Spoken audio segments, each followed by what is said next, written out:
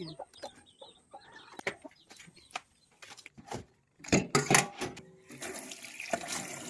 Binati ko na siya, lagyan ko lang ng asin. Init na yung kawali, ilagay na natin yung itlog.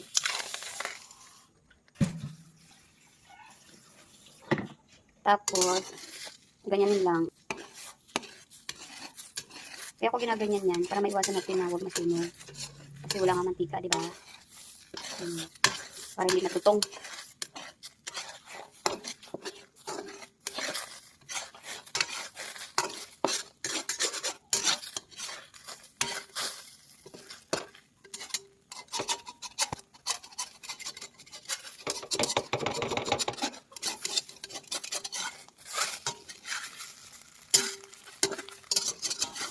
Ito may itsura niya ng guys. Ayan.